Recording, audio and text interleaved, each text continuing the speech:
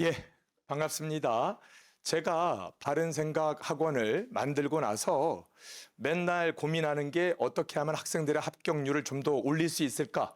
그러니까 1월 달에 시작한 학생들이 어떻게 다음에 2월이나 4월, 회계사면 2월, 세무사면 4월에 바로 붙을 수 있을까에 대해서 고민하다가 만든 것 중에 하나가 또 진도별 모의고사 과정이다 이겁니다. 일단 진도별 모의고사는 객관식 종합반을 듣는 학생이 병행해서 진도별 모의고사로 확인을 받을 수 있습니다. 혹은 예전에 공부를 시작해서 나는 객관식 종합반은 안 들어도 된다.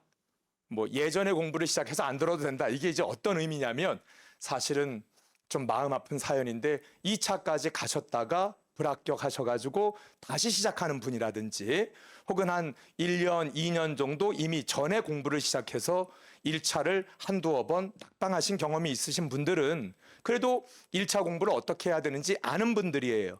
그래서 나는 객관식 종합반은 안 들을란다.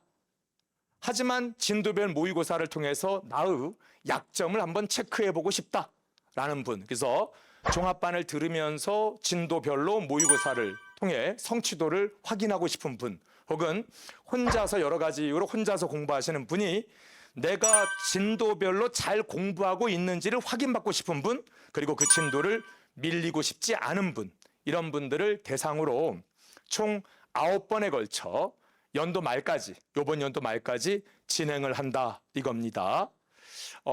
일단 그 진도표는 보여드렸잖아요. 어떻게 되냐면 중급 회계가 6번이고요. 고급 회계가 2번이고요. 전범위 모의고사가 1번이에요. 그래서 9개로 이루어져 있다 이겁니다. 자, 객관식 종합반을 듣던 안 듣던 이 진도별 모의고사 과정을 진행하면 12월 말까지 해서 9번의 범위별 모의고사가 끝납니다. 특히 객관식 종합반을 들은 학생들은요, 12월 말에 이 객관식 종합반을 마무리 짓고 나면 방황해요. 선생이 계속 앞에서 끌어주고 뒤에서 때려주고 밀어주고 하면서 자꾸 채찍질도 하고 그러면서 따라오던 여러분들의 어떤 공부의 습성이 계시다 보니까 갑자기 자 이제 알아서 2달 준비해봐 하면 어떻게 해야 될지 몰라요. 그래서 그때 나온 모의고사는 파이널 모의고사반이 또 있습니다. 그거는 6번에 걸쳐서 하는데 4번이 진도별 모의고사고 파이널이니까 2번은 전범위 모의고사가 되겠다 이겁니다. 그리고 그때는 제가 40문제, 40문제씩 냅니다. 그래서 1주부터 4주까지 4번 중에서 3번은 중급 회계, 1번은 고급 회계, 그리고 2번은 전범위. 그래서 6회 과정이 있습니다. 그럼 매주 또 그걸 보다 보면 흔들리지 않겠죠. 그러다가 시험장에 그래도 매주 한 번씩 보니까 또 우리가 어떤 뭐랄까 그게 생활의 구심점이 돼가지고 흔들리지 않겠죠.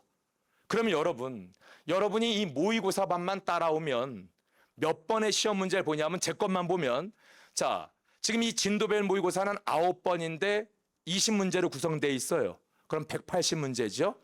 그리고 파이널 모의고사는 6번인데 40문제씩이에요. 그러면 240문제죠. 그래서 29, 18, 그 다음에 64, 24, 420문제예요. 근데 실제 회계사 시험으로 얘기하면 중급과 고급이 35문제 나오잖아요.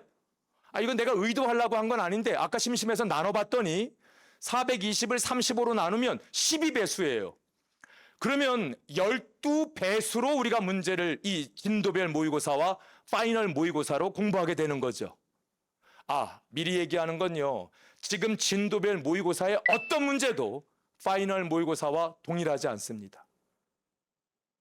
있으면 갖고 와요. 무슨 있으면 갖고 와요. 무슨 몇 배 보상 이런 거 없어요. 다르단 말이에요, 다. 그러니까 420문제, 35문제의 12배수를 푸니까 그럼 제가 중요하지 않은 거라겠어요? 당연히 중요한 거에서 하겠죠. 그러면 중요한 거를 12배수로 공부를 하면 적어도 100점 만점이라고 하면 우리가 80점 정도는 여러분이나 나나 서로 바보가 아니니까 맞아야 되는 거죠. 100점 만점으로 봤을 때. 충분히. 지금 환상을 드리거나 꿈을 드리는 게 아닙니다. 그냥 계산이 그렇다 이거죠. 그래서 그런 게 이 과정과 이후에 있을 파이널 모의고사까지의 어떤 목표가 되겠다라는 거고요. 그럼 이제 이 진도별 모의고사는 어떻게 사용해야 되느냐? 파이널 모의고사는 그때 또 얘기를 할 거니까 이 진도별 모의고사는 어떻게 이제 여러분들이 활용을 해야 하냐면 매번 20문제씩 나오는데 보시면 알겠지만 진도별로 각 분야의 한 문제씩을 다, 그러니까 모든 문제가 20문제가 그 진도를 다 커버하도록 나온 거예요. 만약에 예를 들어서 여기 이제 오늘 범위 중에 재고 자산이 있잖아요. 재고 자산 중에서도 저가법 평가가 틀렸다. 그럼 그걸 의미 있게 받아들여야 돼. 아, 난 지금 저가법을 잘 모르는가 보구나. 금융비용 자본화도 오늘 나온 거 있잖아요. 금융비용 자본화에서 정부 보조금이 나왔거든요. 아, 그게 틀렸다. 아, 난 그쪽이 모르는구나. 이게 전범위, 제가 과하지도 않게, 그러니까 이게 문제를 내는 사람이 중심을 못 잡으면 20문제 중에서 막 갑자기 5문제가 금융비용 자본화야. 뭐 아니면 재평가야 막. 이렇게 그러면 안 되잖아요. 그래서 제가 정신 차리고 내는 게 뭐냐. 각 챕터에서 중요하다고 여기는 걸 이렇게 하나씩 골고루. 자주 나오는 재평가도 대표적인 한 문제. 어쩌다 나오는 머시기도 대표 문제 한 문제. 해서 골고루 모든 범위가 다 아저씨 용어, 타치되도록 만들었다 이거죠. 그러니까 여러분들이 틀리는 건 의미가 있다. 그 분야를 확인하는 용도로 쓰면 되는 거다 이거지. 진도별 모의고사는. 20문제인데 15문제 틀렸어. 그럼 낙방할 거 있니? 낙심할 거 있니? 해야지. 없다 그러면 안 되지. 정신 차려야지. 해야지. 낙심해야지 지금. 반성하고. 근데 그 정도에서 끝이지 막 방황하고 내까지 게 아무래도 1년 더 할 것 같다느니 그런 생각하지 말아라. 항상 내가 우리 회계사든 세무사든 1차든 2차든 이런 모의고사 과정은 연락 틀리게 만들려고 노력해. 내가 갖고 있는 내 지식으로 너의 함정을 골고루 파놓고는 빠져라 빠져라 하면서 만드는 거야. 그러니까 20문제 중에서 10문제 맞으면 잘한 거야. 찍지 마세요. 막 모르는 거 3번으로 찍고. 그게 무슨 바보 같은 짓이에요 지금. 그냥 틀리세요. 깔끔하게 모르는 건. 그래서 10문제 맞으면 잘하는 거예요. 틀린 거에 대해서 어떻게 해야 돼? 아직 시간 많으니까 우린 이 모의고사 과정이라는 건 항상 말씀드리는데 나 이것밖에 못했구나 가 아니라 틀린 거를 다음 주까지 틀린 거 요거 알아내야 되는구나 이런 과정으로 쓰는 거다 이거죠. 그러니까 틀린 거를 확인하고 알아내는 과정입니다. 공부를 잘하는 사람은요 자기가 약한 어디가 약한지를 알아요. 그게 공부를 잘하는데 첫 단계일 수도 있어요. 내가 어디가 약하니까 뭐를 해야 되는구나. 근데 스스로 몰라요. 왜? 재고자산 하면 어떤 생각이 들어요? 난 그거 오래전부터 많이 봐왔어. 유형자산 많이 봐왔어. 사실 요번 주제는 네 머릿속으로 이렇게 생각하면 틀릴 게 없어요. 왜? 많이 봐왔거든요. 근데 결과는 맞죠? 이렇게 된단 말이에요. 그러니까 틀린 거에 대해서 낙심하기보다는 틀린 게 내가 약한 분야를 확인하는 게 이 모의고사 과정의 우리 목표다라는 것도 알아두시면 되겠어요. 파이널도 또 이제 그때 가서 그 목표를 얘기할 겁니다. 그래서 고르게 균형감 있게 내려고 되게 노력했다. 그래서 뭔가가 틀리면 그 문제가 다루는 그 부분을 꼭 집에 가서 복습하셔라. 여기까지 되셨죠? 같은 문제 없다.